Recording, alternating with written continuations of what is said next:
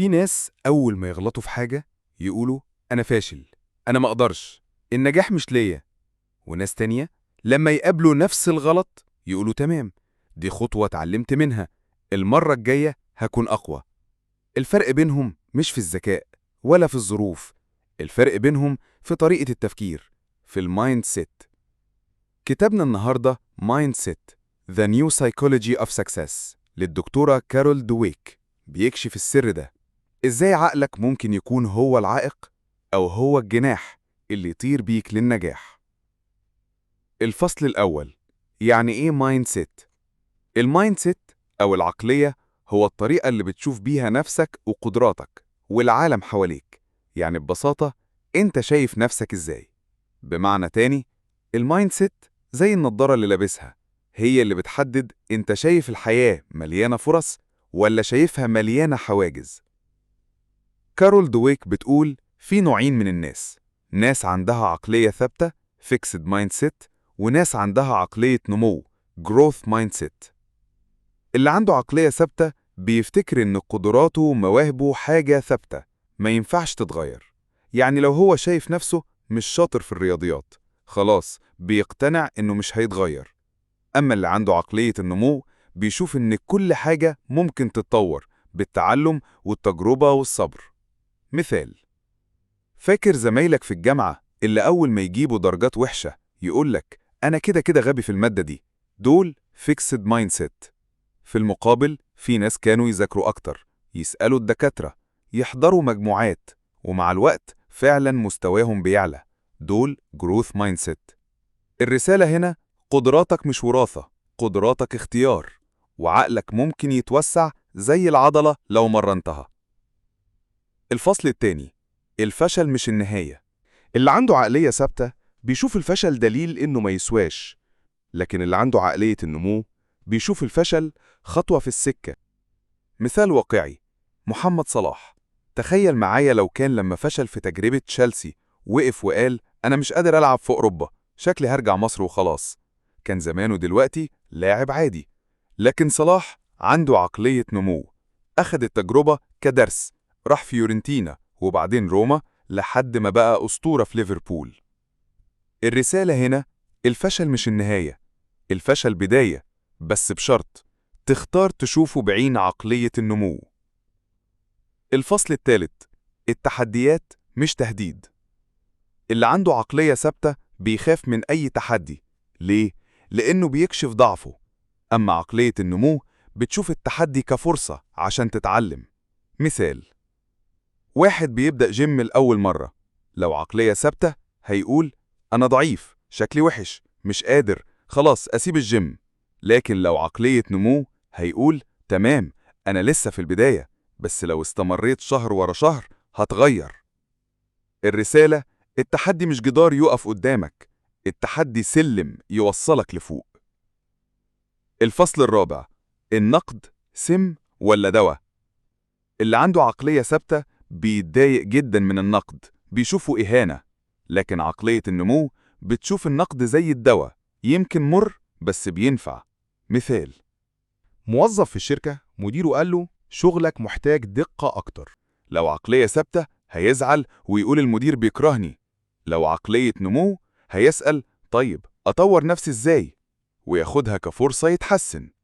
الرسالة النقد مش بيقلل منك، النقد بيكشف لك الطريق عشان تكبر. الفصل الخامس، النجاح مش موهبة بس. كارول بتأكد إن أكبر وهم في الدنيا هو إن النجاح للموهوبين بس.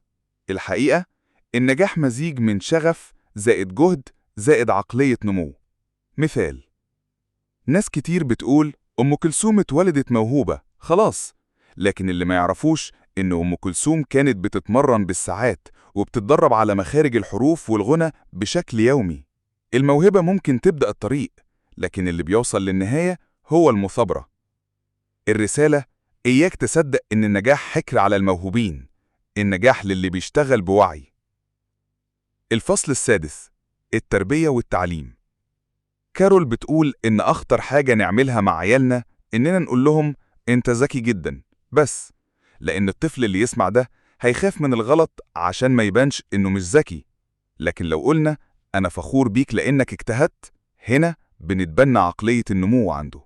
مثال: لو ابنك جاب 15 من 20، لو عقلية ثابتة انت كده مش شاطر. لو عقلية نمو، برافو، واضح انك اجتهدت والمرة الجاية تقدر توصل لأكتر. الرسالة: شجع الجهد مش النتيجة. الفصل السابع: الحياة كلها رحلة نمو. عقلية النمو مش بس في التعليم أو الشغل، دي في كل حاجة. في العلاقات، لو حصل خلاف أتعلم منه. في الصحة، لو وقعت أرجع تاني. في الشغل، لو خسرت صفقة اسأل نفسك أعمل إيه أحسن المرة الجاية. مثال: عارف الأهلي بيخسر ماتش، بس لو وقف عند الخسارة هيضيع. لكن الفرق اللي عندها عقلية نمو بتعتبر الماتش تدريب للماتش اللي بعده. الرسالة: الحياة ملعب كبير، اللي بيكسب مش اللي ما بيغلطش، اللي بيكسب هو اللي يتعلم من كل غلطة. ومن رحلتنا في الفصول اللي فاتت فهمنا أن العقلية هي المفتاح. عرفنا إن في ناس شايفة نفسها قدراتها ثابتة، وناس تانية مؤمنة إن كل يوم فرصة تتعلم وتكبر. شفنا أن الفشل مش نهاية المطاف، لكنه مجرد خطوة على طريق النجاح، وأن التحديات مش عائق يخوفنا، لكنها فرص نثبت فيها نفسنا ونبني خبرة. وتعلمنا كمان أن النقد مش عيب ولا تقليل مننا، لكنه زي الدواء، بيساعدنا نشوف أخطائنا ونصلحها. والنجاح مش موهبة تولد بيها وخلاص، لكنه ثمرة جهد وتعب مستمر. حتى في التربية والتعليم الرسالة واضحة: شجع ولادك على الاجتهاد مش بس على النتيجة. وأخيراً استوعبنا إن الحياة كلها رحلة للنمو، في الشغل، في العلاقات، في صحتنا. كل موقف في حياتنا فرصة نتعلم منها ونبقى أقوى. الخاتمة: بص يا صديقي، الحقيقة إنك طول عمرك قدامك خيارين: يا إما تعيش بعقلية ثابتة، تخاف من الفشل، تهرب من التحديات، تتضايق من النقد وتفضل مكانك، أو إنك تختار عقلية النمو، تواجه، تتعلم، تجرب وتفشل وتقوم تاني. النجاح مش للي ما بيقعش، النجاح للي بيقع ويقوم. اوعى تسيب حياتك رهينة كلمة ما اقدرش. الحياة قصيرة، وانت تقدر تطلع النسخة الأحسن منك لو غيرت طريقة تفكيرك. خليني أقولك، التغيير مش هيبدأ بكرة، التغيير يبدأ دلوقتي، من قرارك إنك تبص لنفسك وتقول أنا هكبر، أنا هتعلم، أنا أقدر. دي كانت رحلتنا مع كتاب مايند سيت. لو عجبتك الحلقة اشترك في القناة وفعل الجرس، وسيب تعليق تقول لنا ايه التحدي اللي نفسك تواجهه بعقلية النمو. وما تنساش، حياتك بتتغير من جملة واحدة: أنا أقدر أتعلم وأتطور.